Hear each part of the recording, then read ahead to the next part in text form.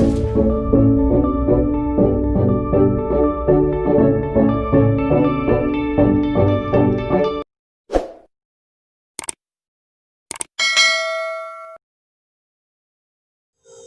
everyone. Thanks for tuning in.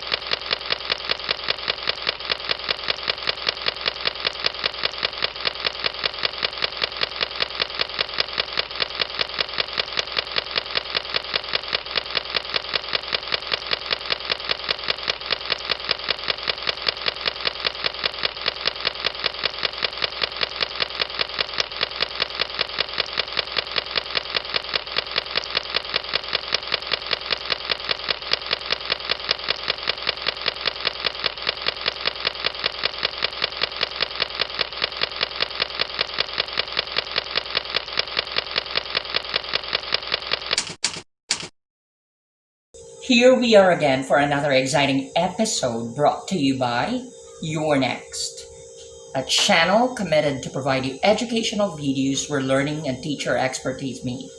We are now on question number 3 for our Ask a Professor segment.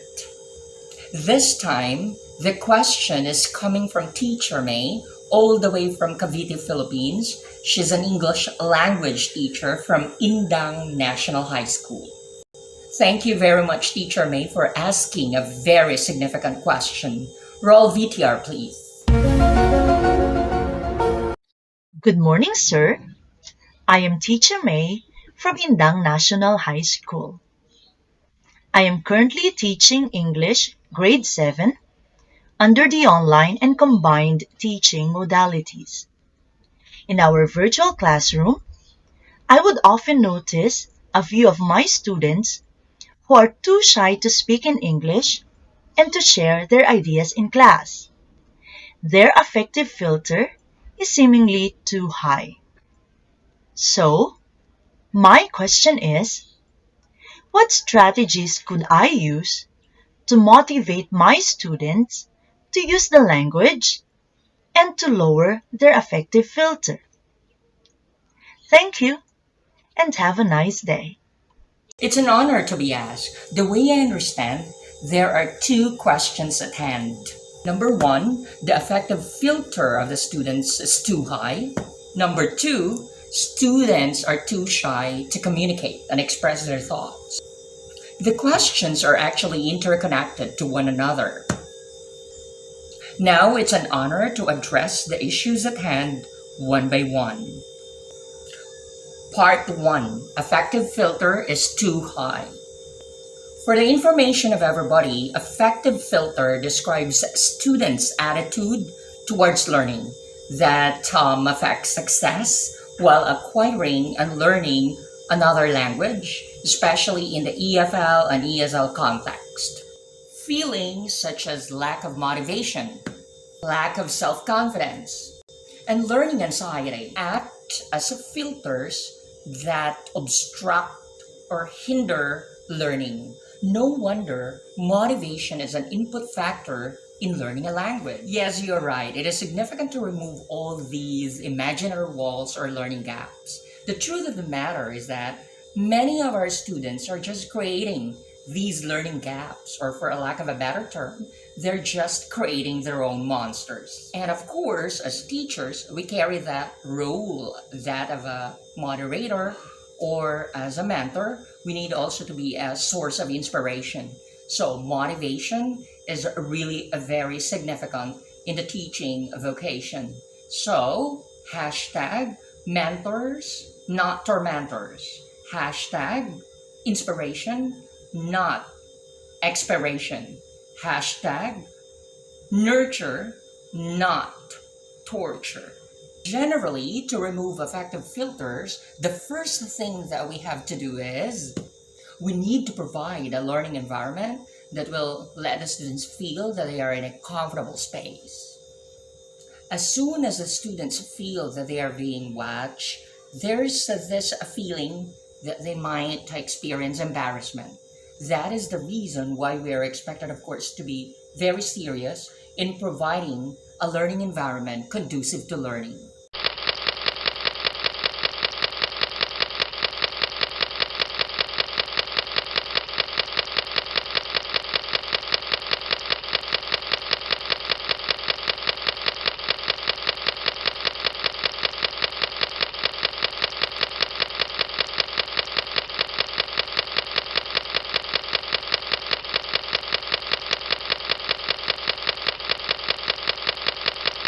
Secondly, it is important, of course, to tap their prior knowledge or activate their schema.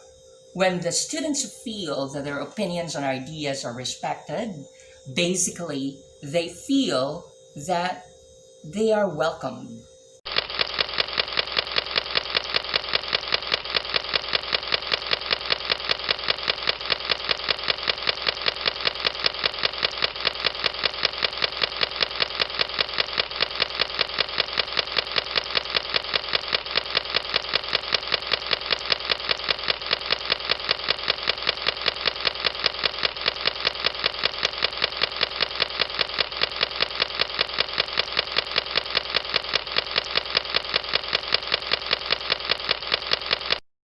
Third, we can modify methods or we can be flexible.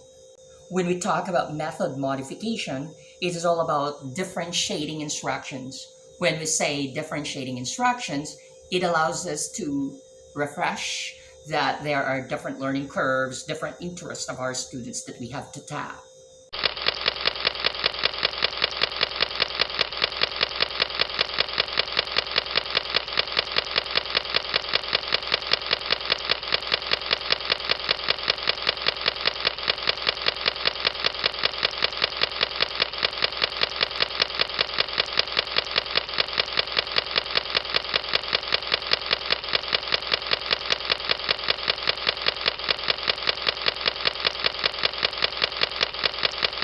Number four, if you have heard about specifically designed academic instruction in English, or commonly known as ESP English for specific purpose, where the teachers are going to provide students varied learning activities and strategies such as gamification, teaching manipulatives, the use of graphic organizers. The bottom line here is that our learning activities should be able to customize learning. So when the students feel that their interests are tapped, I think they have the courage or it will encourage them to participate.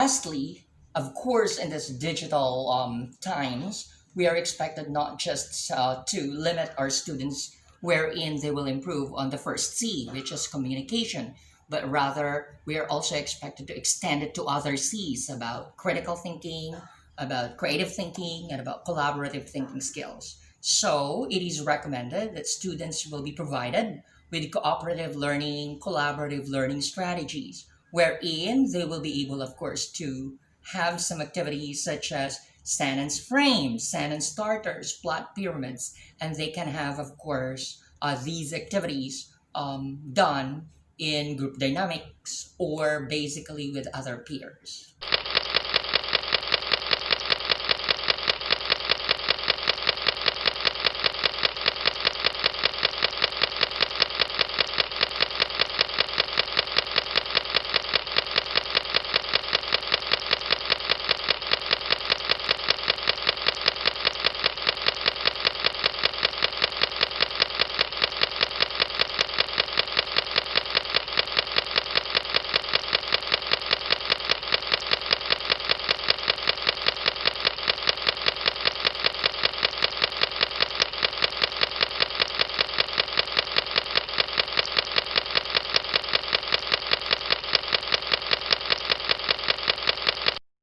Now we are in the second part of your question, which is how do we motivate shy students to communicate, to improve their self confidence, to improve their self esteem, and so that they will express their thoughts and ideas in English?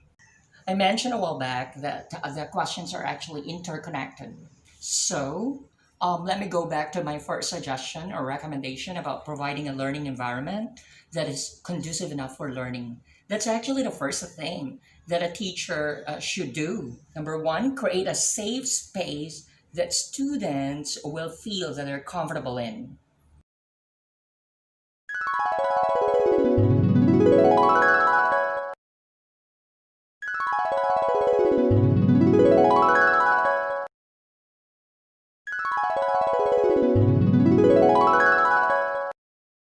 Number two, find their interest. Tap, of course, what are they passionate about?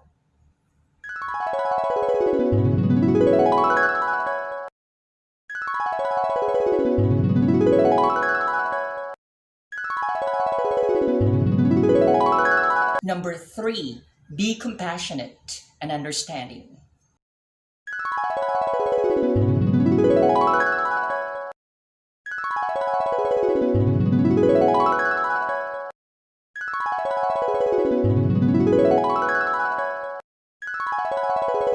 Number four, use springboards of the lesson that will trigger conversation. So, in other words, it is encouraged that you have to prepare activities that will be conversation triggers.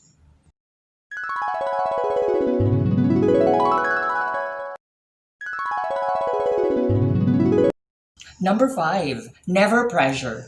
When the students are having this feeling that they are put in a pressure cooker, like pressured too much, the tendency is that they will tune out.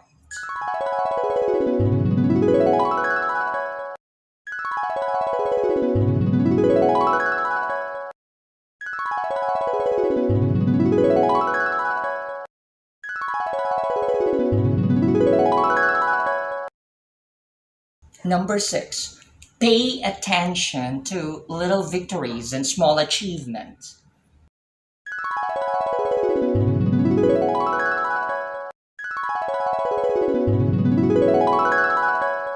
Number seven, once again, it is important to use collaborative learning strategies.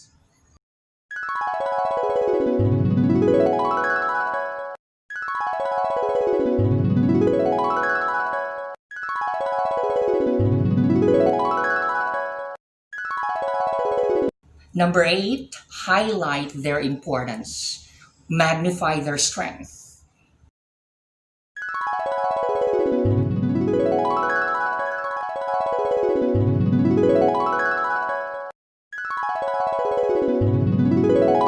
Number nine, shy students respond positively to positive reinforcements, to rewards and praises. So never deprive them of these things.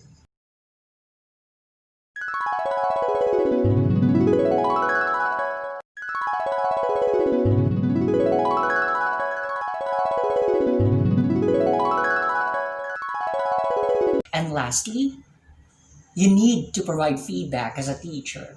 Validate, let them know in terms, of course, of their achievements, accomplishment, and they'll feel that everything that they do will have this sense of purpose.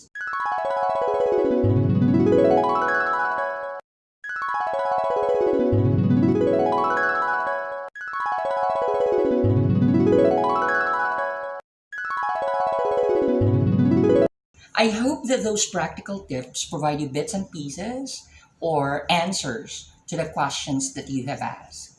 Thank you very much, Teacher May, for asking that very brilliant question.